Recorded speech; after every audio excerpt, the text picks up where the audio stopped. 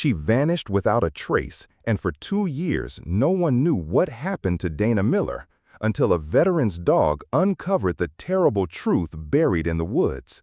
Her boyfriend, Travis, played the grieving partner, but behind his mask hid a quiet cruelty that silenced her voice. It took a rusted lighter, a loyal dog, and a man who wouldn't let go to bring that truth to light. But just listen to how this shocking discovery unraveled the lie and why, in the end, justice finally prevailed. Ever since leaving the Army, Mark Lawson had done everything he could to build a quiet life in the remote corners of Vermont.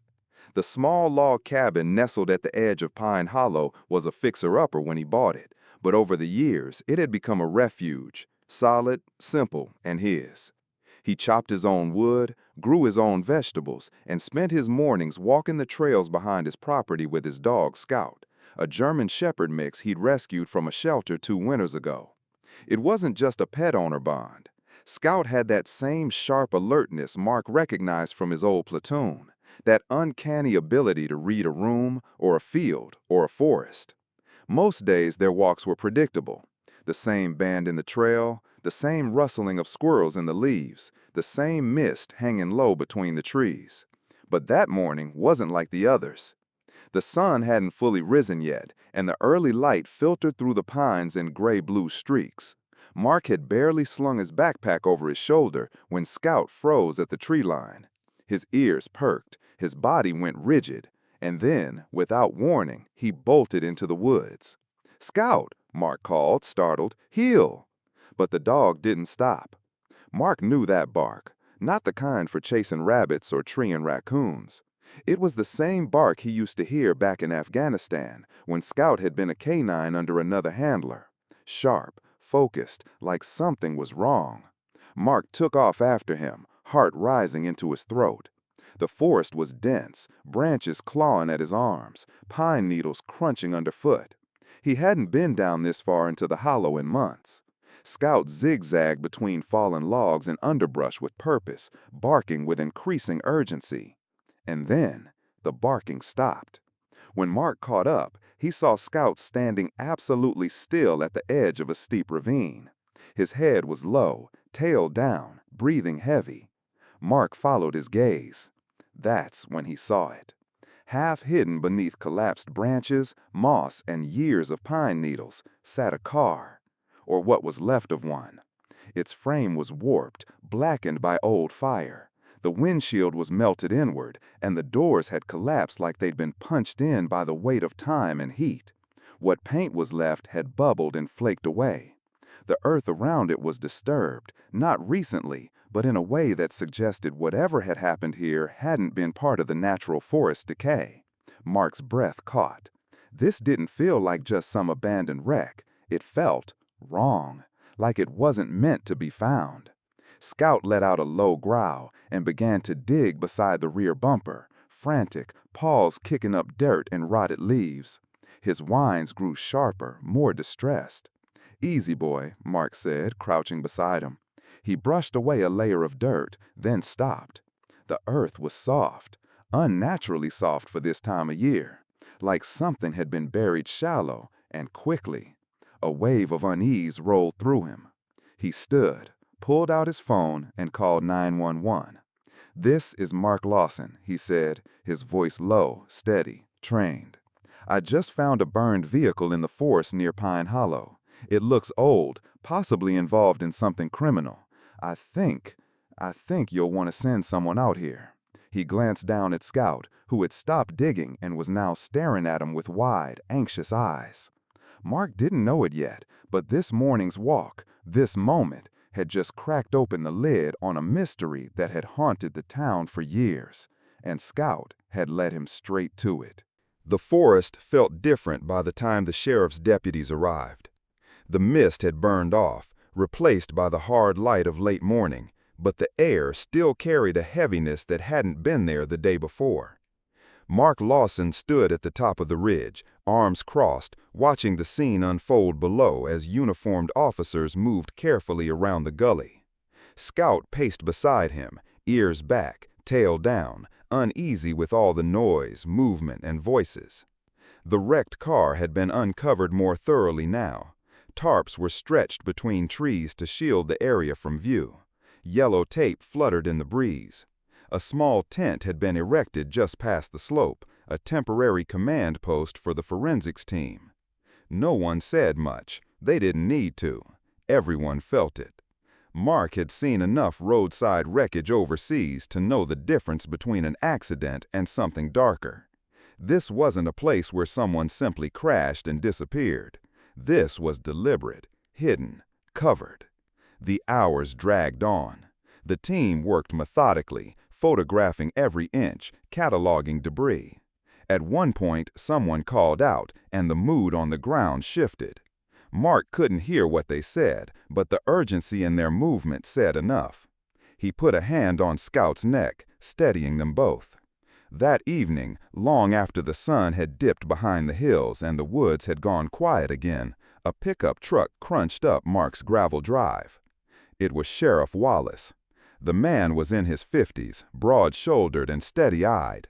He'd been sheriff in that county for over 2 decades, the kind of man who didn't rattle easily. But tonight his face looked drawn, lined deeper than usual. He held his hat in his hand, fidgeting with the brim as Mark opened the screen door. "I figured I'd tell you in person," Wallace said, "since you were the one who found it." Mark stepped aside to let him in. Scout lingered by the fireplace, still alert, still unsettled. "They pulled remains from the trunk," Wallace said quietly. "Not much left, but enough for a preliminary ID." Mark didn't speak. He didn't need to. He just stared at the sheriff, jaw tight, bracing. "It matches a missing persons report from 2 years ago," Wallace continued. "A woman named Dana Miller. You probably remember her." Mark nodded slowly. "Yeah," he said hoarsely. "I remember Dana. She'd worked the morning shift at Kelly's Diner, just off the highway. Always had a smile for him, even when the place was slammed. She'd poured his coffee the day he moved into town and asked where he was from. Not because she was making small talk, but because she genuinely wanted to know. She was warm, grounded, a rare kind of kind. She'd vanished after her shift one evening," Wallace said. "Didn't show up the next morning. Her car, same make and model as what you found, was never recovered. No activity on her bank card, no phone pings. It went cold fast." "I remember the flyers," Mark said quietly. Wallace nodded. Her boyfriend, Travis Winslow, was the one who reported her missing. Held candlelight vigils, talked to the press, made a whole thing out of it. Mark's mouth tightened. He was always around town, always too present. Wallace raised an eyebrow. "You thought so too, huh?" Mark nodded. Something about him didn't sit right. He'd show up at the grocery store just to make sure people saw him grieving, but he never seemed real. The sheriff sighed and sat down at the kitchen table, resting his hat beside him. "At the time, we didn't have anything concrete. His alibi held, at least on paper, and we had no physical evidence. But now—" He looked up at Mark, gaze steady. "You've given us our first real break in 2 years." Mark leaned against the counter, arms folded tightly. The realization was still sinking in. He'd walked past that ridge dozens of times, sometimes within yards of it. And the whole time, Dana Miller had been buried beneath the surface, waiting for someone to find her. Someone with enough instinct, or maybe just the right dog, to look closer. "What happens now?" Mark asked. "We reopen the case," Wallace said. "Full scale. Forensics will dig into everything, GPS logs, heat damage, soil samples. We'll run the vent again, comb through Travis's history. But now, we've got a crime scene now. That changes everything." Mark didn't answer. He just glanced down at Scout, who had curled at his feet, head resting on his paws, but eyes still open, still watching. He knelt and ran a hand along the dog's back. "Good boy," he whispered. And in that moment, Mark understood. What they'd uncovered wasn't just a missing person. It was a truth that had been buried, one that someone had gone to great lengths to keep hidden. But now, finally, the silence was breaking. The official report came back 3 days later. Dana Miller had still been alive when the fire started. The medical examiner couldn't determine everything. Too much time had passed, too much damage had been done. But there was enough evidence to confirm what no one wanted to hear. The fire wasn't an accident. It wasn't post-mortem. Someone had made a choice. The news swept through the town like a cold wind. People were stunned, horrified. Conversations that had long since faded into the background suddenly reignited. Hushed voices in grocery aisles, quiet stares outside the diner. Old speculations crawling back to life. But for Mark Lawson, it was something deeper. It was rage. The thought of Dana, the woman who had once slid him an extra pancake when she thought he looked tired, who always remembered Scout's name, who had asked him about the war and didn't flinch when he gave an honest answer. Being left out there, abandoned, erased, it stuck in his chest like a stone. Mark wasn't a detective. He had no badge, no clearance. But he had time, and more importantly, a reason. He couldn't sit still. Not while the man everyone had suspected for years was still walking around town like nothing had happened. He started quietly, not with the police, but with the people who actually knew Dana. He went to the diner first. The manager, a worn-looking woman named Karen, remembered Dana clearly. She was the type who'd pick up extra shifts without being asked, she said.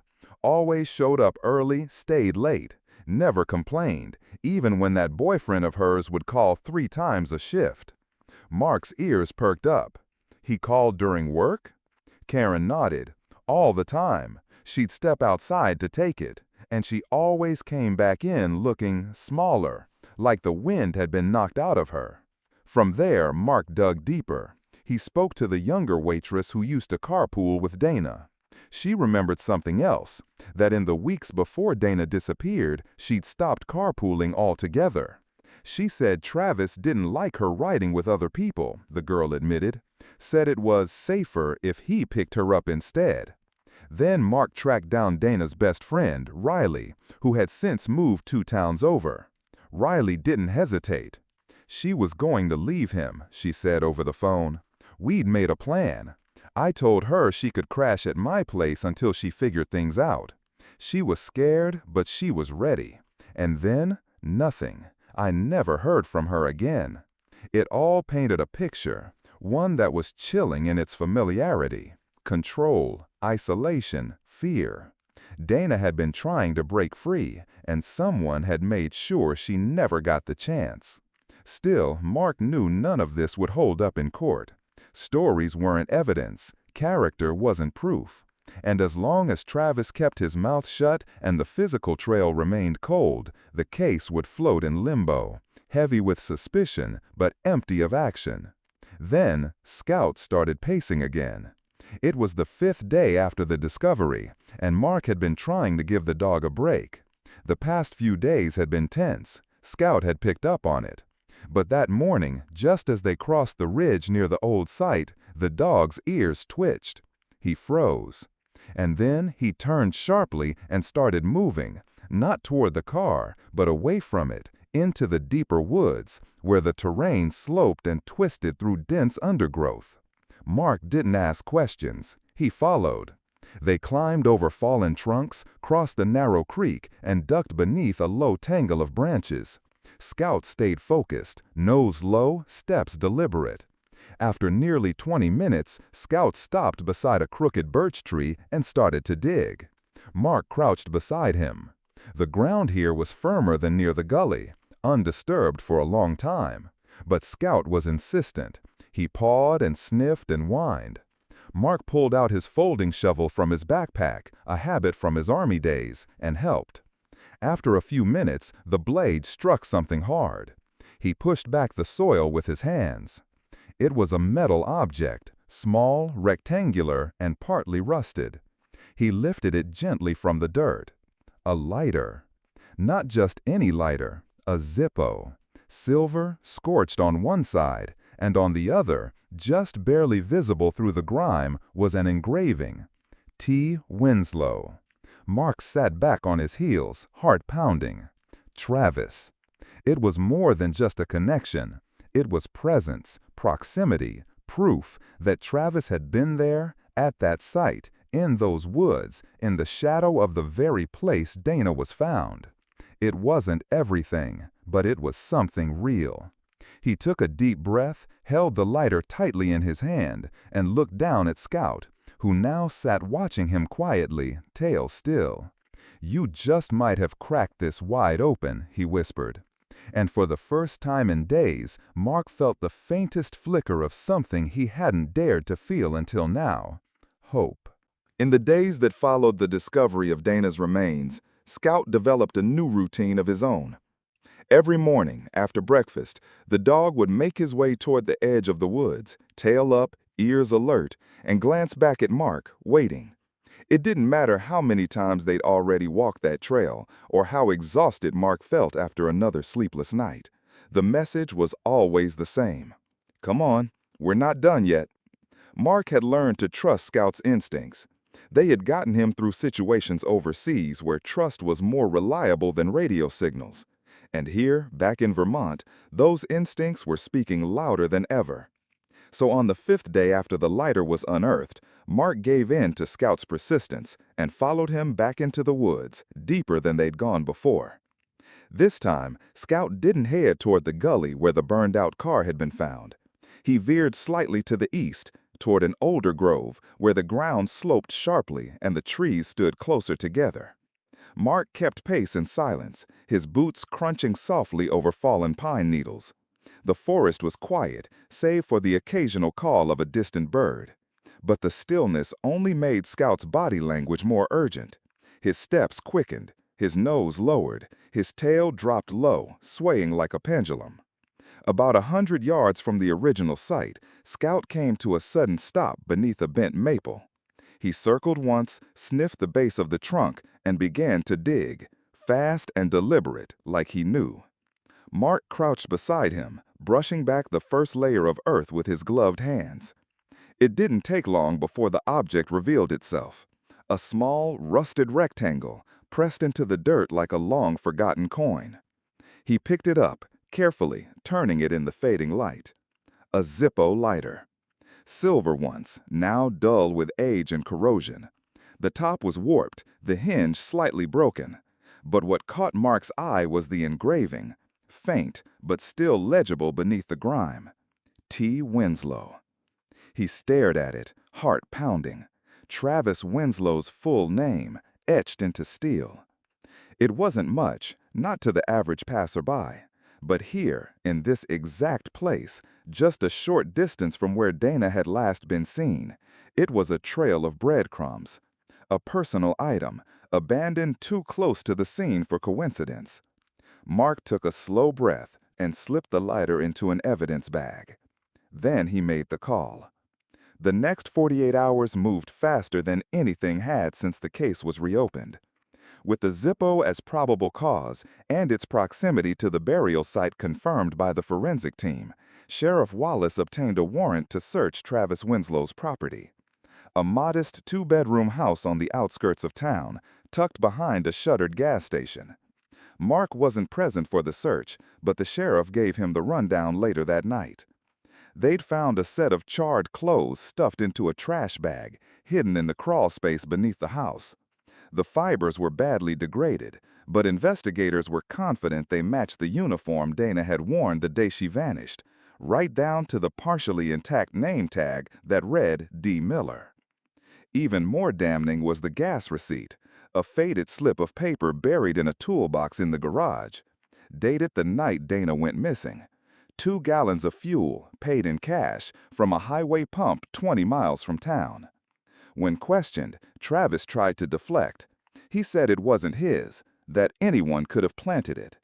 But the weight of the evidence, the lighter, the receipt, the clothes, the shifting story, finally collapsed on him like a dam giving way. Under pressure, he confessed. Not dramatically, not with tears or remorse, just a bitter string of sentences delivered with flat eyes and a clenched jaw.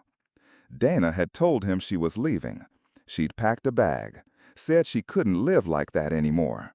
She wasn't scared of him. Not anymore. He couldn't let her go, couldn't stand the idea that she might find freedom without him. So he stopped her. The room reportedly fell silent after that. Even the deputies didn't speak for a moment. When Sheriff Wallace told Mark, he didn't go into details. He didn't have to. She tried to leave, Wallace said quietly. Mark looked down at Scout, who was lying at his feet, finally still. 2 years. 2 years of silence. 2 years of suspicion. 2 years where the truth had been sitting just beneath the surface. In the roots, the soil, the forgotten spaces no one had thought to look. Until a dog led the way. And now, finally, Dana's voice had been heard. The courtroom was smaller than it looked on television. No dramatic lights, no soaring speeches, just worn benches, a humming air vent, and the heavy shuffle of papers as the judge read through the record.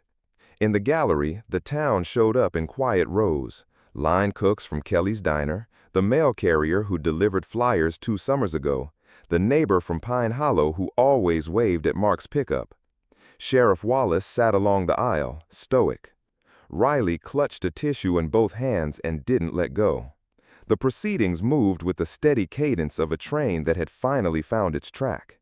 The confession was entered into evidence, the lighter with the engraved name. The receipt time-stamped the night Dana disappeared. Lab results that tied the burnt clothing to an apron Dana had worn to work. One by one, each piece slid into place like a door bolting shut. Mark took the stand only briefly. He explained how Scout had led him to the ravine, how he'd called 911, how the dog later pulled him toward the bent maple and the shallow patch of earth that hid the Zippo. He kept his voice even, his sentences short. He was careful with his words, because the truth didn't need decoration. When he stepped down, Scout wasn't there. Dogs in courtrooms don't mix, but Mark could feel the dog's steadiness like a hand on his shoulder. The verdict wasn't a surprise, but it still landed with the force of a long-held breath finally released. Life without parole. There were no outbursts, no camera flashes, just chairs scraping the floor as people stood, and the rustle of coats as they filed out into the corridor, speaking in low voices that sounded like relief and grief braided together. Afterward, Mark stepped into the pale winter sun and watched his breath fog. Sheriff Wallace found him near the steps. "You did right by her," the sheriff said simply. Mark shook his head. "Scout did," he replied. Wallace smiled in that quick, understated way of his. "Dogs have a way of pointing us where we should have been looking all along." Spring in Pine Hollow took its time. Snow withdrew in uneven patches, leaving behind damp leaves and a dozen small streams that chattered over stones. When the first real warmth finally arrived, so did the memorial. A simple wooden bench at the trailhead near the ridge, a small bronze plaque set into a granite stone. No dates, no grim wording, just Dana and a line beneath it, "Always kind, always found." The inscription came from Riley. The town covered the bench. The stonecutter refused payment for the plaque. Kindness, it turned out, was a currency that gathers interest when people remember it together. On the morning the bench was set, Mark parked at the turnout and clipped Scout's leash. The dog sat patiently as a cluster of folks from town arranged flowers along the base of the stone. Blue cornflowers, white lilies, a handful of wild violets picked by a child who didn't fully understand but wanted to help. The trailhead sign creaked in a soft breeze. Birds traded calls between pines. Riley approached Mark with a paper cup of coffee. "I didn't know what to say in court," she admitted, "so I didn't say anything." "You were there," Mark said. "Sometimes that's the thing to say." They stood side by side, not talking. Scout settled at their feet, ears turning to the forest like tiny radar dishes. A chipmunk scolded from a stump. Somewhere, a woodpecker started a steady, hollow rhythm. "I keep thinking about the day she told me she was ready to leave," Riley said finally. "She sounded different, light, like she'd already stepped into the next room and just hadn't closed the door yet." She blinked and smiled at the ground. "I want to remember her like that." "You will," Mark said. He wasn't guessing. He'd learned in other places, under other skies, that memory is a muscle. You can shape what it lifts and how long it holds. It doesn't erase the weight, but it teaches you how to carry it. When the small crowd thinned, Mark and Scout walked the first stretch of trail alone. The snowmelt had carved fresh lines through the soil, and new shoots were shouldering up through last year's leaves. The forest that had been an open wound in winter felt altered now. Not healed, not entirely, but tended. He paused where the path bends toward the ridge and looked back at the bench. From here it was only a soft shape framed by trunks and sky, a place to sit at the edge of what happened and face what comes next. That felt right for Dana. She had been both, the person who stayed late to help close the diner, and the person who decided one day to step into a different life. Scout nudged his hand, and they continued. At the ravine, Mark stopped. The tarps and tape were long gone. The ground was closed, the site restored as best as a human hand can restore a scar in the earth. Wind combed through the pines above. The place was silent in a way that didn't ask for anything. "Good work," Mark said softly, to the dog and to the trees and to what else was listening.